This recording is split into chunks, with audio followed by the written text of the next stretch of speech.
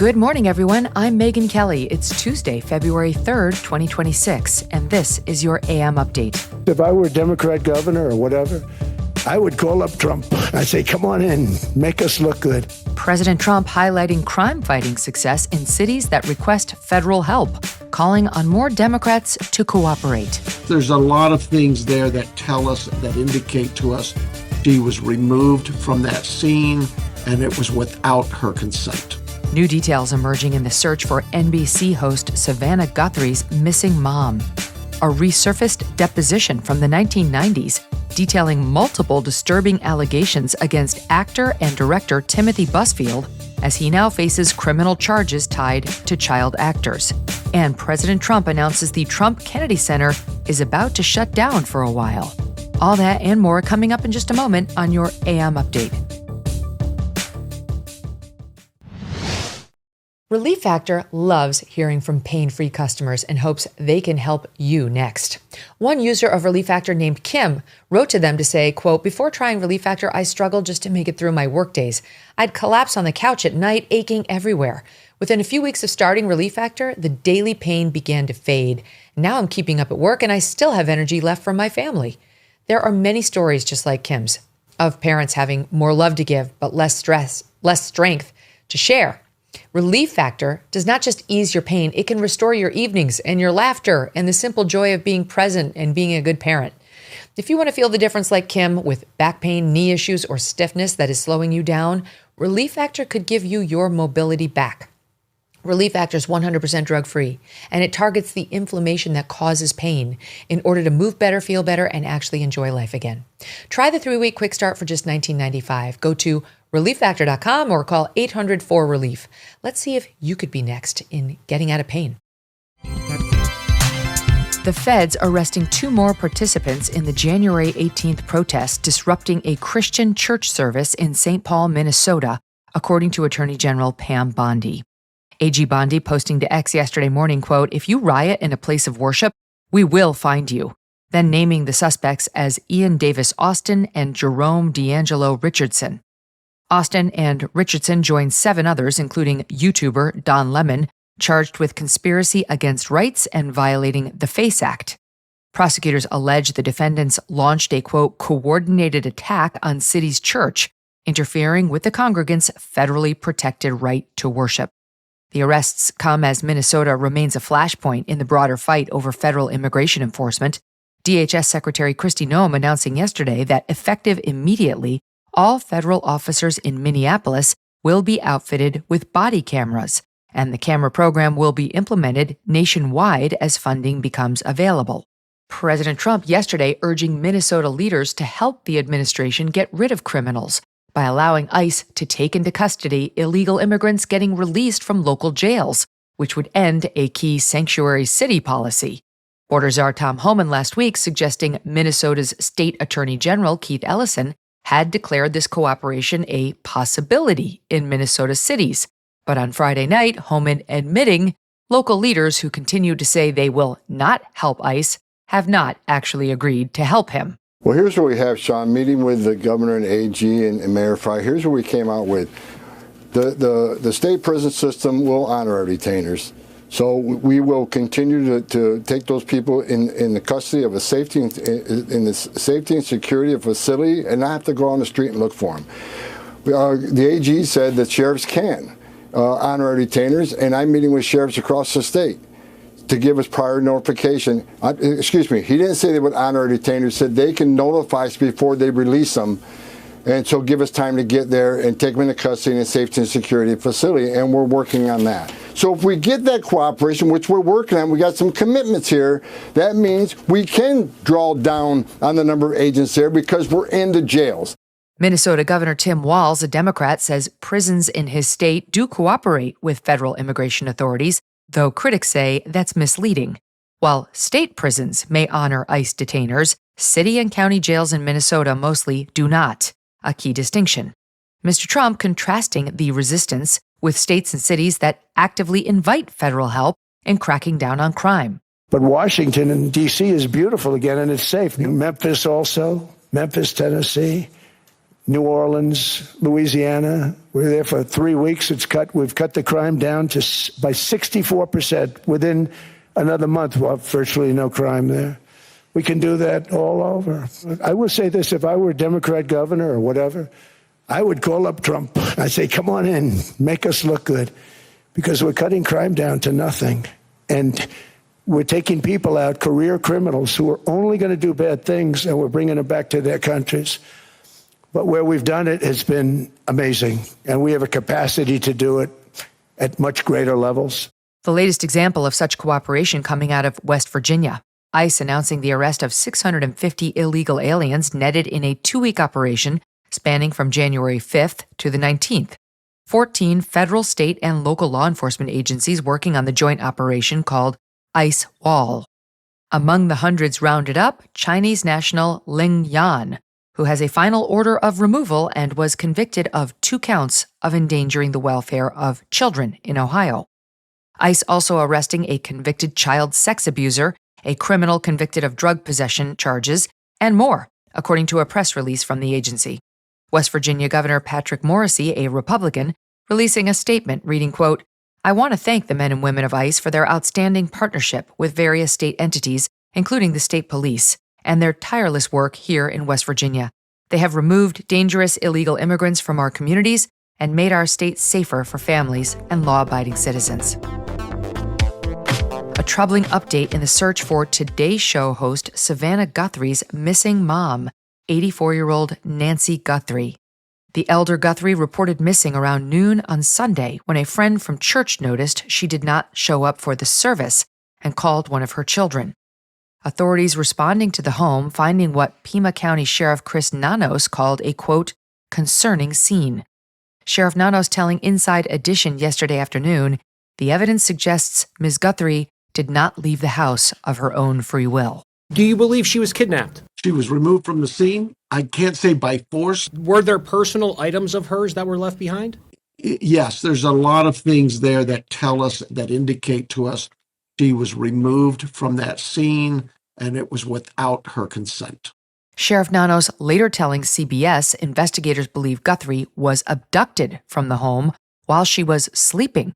When asked by CNN later whether they have reason to believe that Nancy Guthrie was hurt, the sheriff demurred, saying he cannot speak to that right now. Nancy's phone, wallet, her ID, and car were all still at her home when detectives searched the property. The front door was reportedly unlocked, but there were signs of forced entry and lights on in the common area. Sheriff Nanos telling the Daily Mail, quote, "This was, in our opinion, someone who entered her home in the middle of the night and removed her. It could be more than one person. We don't know that yet." When asked by CNN last night if a ransom demand had been received, the sheriff said no, adding, "We're not hearing anything like that." However, Showbiz 411's Roger Friedman reporting last night, quote, "I am told exclusively that inside NBC, the belief is that Nancy, 84, is still alive, that this may be a kidnapping for ransom gone wrong." At a press conference earlier in the day, Sheriff Nanos stressing that Nancy Guthrie does not suffer from dementia-related issues, but does have mobility limitations. I want to stress to you, and it is really important, Miss Guthrie, Nancy Guthrie, is of great sound mind. This is not a dementia-related. She is as sharp as a tack. The family wants everybody to know this isn't somebody who just wandered off. Her physical limits are based on just age, and we get old, and so it's more physical, but clearly she is as sharp as a tack. She was last seen around 9:30 p.m. on Saturday at her home in Catalina Foothills, about 15 minutes north of Tucson, Arizona. Authorities are asking residents in the area to assist in the search and to turn over any security camera footage that could potentially help lead to the NBC host's mother. Sheriff Nanos warning that time is of the essence. More than 48 hours have passed, and without access to her required daily medication, the family says Guthrie's life is at risk. Customs and Border Protection is assisting with the investigation, as is the FBI, which is reportedly assisting with analysis of cell phone tower data near the Guthrie home. The sheriff, who had drones, an airplane, a helicopter, rescue dogs, and more searching for Ms. Guthrie on Sunday, says this has now shifted from a search and rescue operation to the investigation of a crime scene. Authorities are asking anyone with information regarding the whereabouts of Nancy Guthrie to please call the Pima County Sheriff's Department at 520-351-6278. Coming up, a newly unearthed deposition from the 1990s reveals disturbing allegations made against actor and director Timothy Busfield by Julia Roberts' sister-in-law. And President Trump announces big plans for the newly renamed Trump Kennedy Center.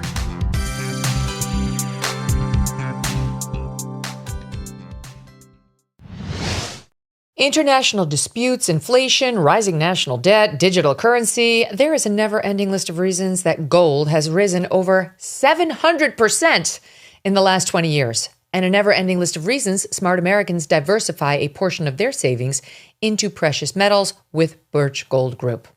Gold can thrive during uncertainty, which is why it's a crucial part of a balanced strategy.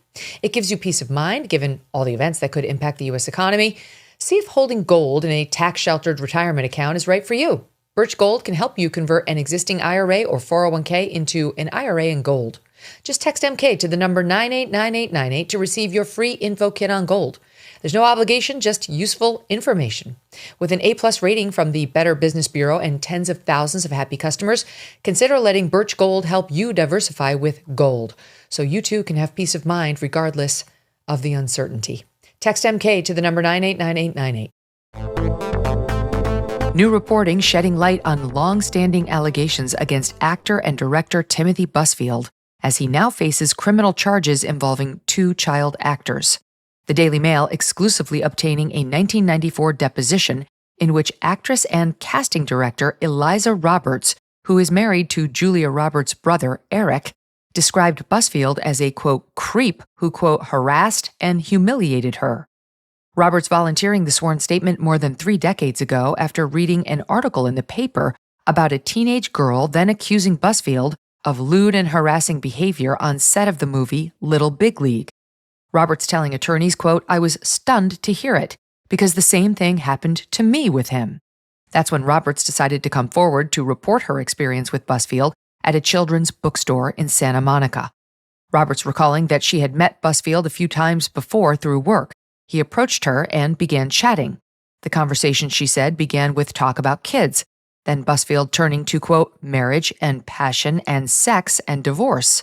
Roberts continuing, quote, he started to say how he was attracted to me, and I just kind of said, thanks for the compliment and see you later. And I went out to my car and went to put my keys in the ignition, and when I turned around to pull out of the space, he was right in my car window. That's when Roberts described Busfield making, quote, very graphic comments, including, reports the Daily Mail, a comment about a sex act he'd like to perform on her, and a vile complaint about his own wife in bed. She went on to say Busfield followed her to a car wash, continuing to harass her. She says it was, quote, very hard to get rid of him, and that the encounter left her with, quote, a sick feeling inside. 5 other women also submitting sworn statements in support of the 17-year-old's account, according to the Daily Mail. The lawsuit ultimately settling out of court in 1995. On Friday, Roberts sending a new statement to the Daily Mail, quote, I stand by everything I said then. The reason why I stand by it is because it was true then, and it is true now. The resurfaced deposition comes as Busfield now faces 2 counts of criminal misconduct against a minor, tied to allegations from now 11-year-old twin boys who acted in Fox's series The Cleaning Lady when Busfield served as director. According to court records, the boys allege the inappropriate touching began in 2022 when they were 7. Busfield surrendering to Albuquerque police last month before being released on his own recognizance, with a New Mexico judge citing his lack of criminal history and no corroborating evidence.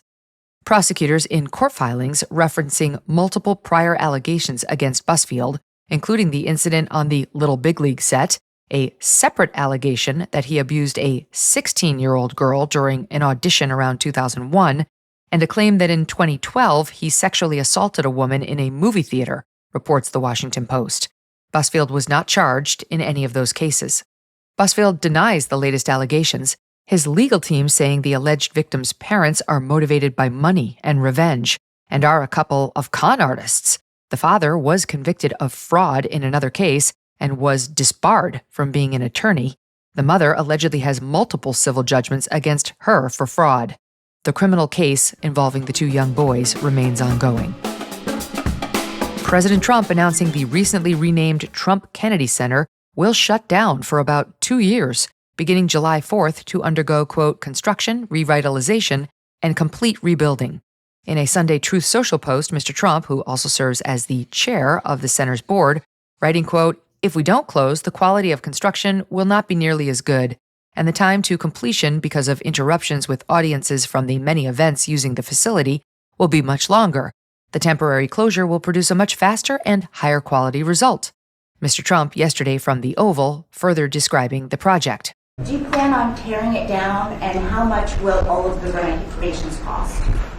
Probably around $200 million. It's in very bad shape. It's run down. It's dilapidated. It's sort of dangerous. Things fall out of ceilings. You've seen it.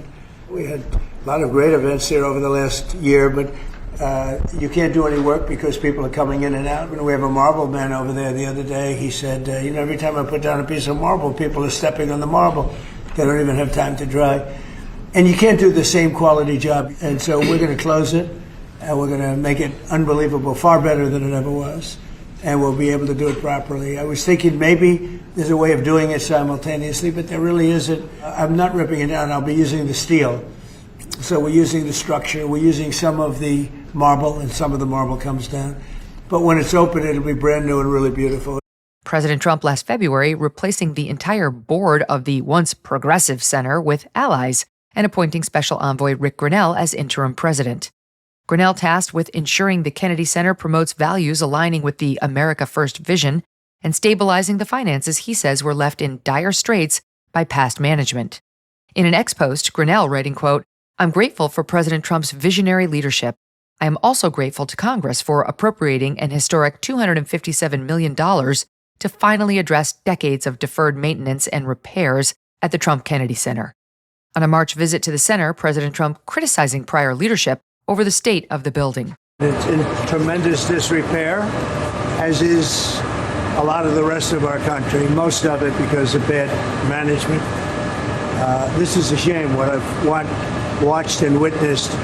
They spent a fortune, $250 million, and they built these rooms that nobody's going to use, rooms underground. And I've often wondered, what are the big cubes that they have outside that block the view? They're cubes with a door in them so that people can get down to rooms that nobody's going to use. And it's a shame. It's a shame. The president's sweeping takeover of the Trump Kennedy Center igniting backlash from Democrats and left-leaning art groups. Since the board voted in December to add the president's name to the center, the Washington National Opera, composer Philip Glass, the Martha Graham Dance Company, Doug Verone and dancers, and several other groups you've never heard of, pulling out of scheduled performances, according to Newsweek. And that'll do it for your AM Update. I'm Megyn Kelly. Join me back here for the MK Show, live on SiriusXM's The Megyn Kelly Channel, 111 at noon East, on youtube.com/Megyn Kelly, and on all podcast platforms.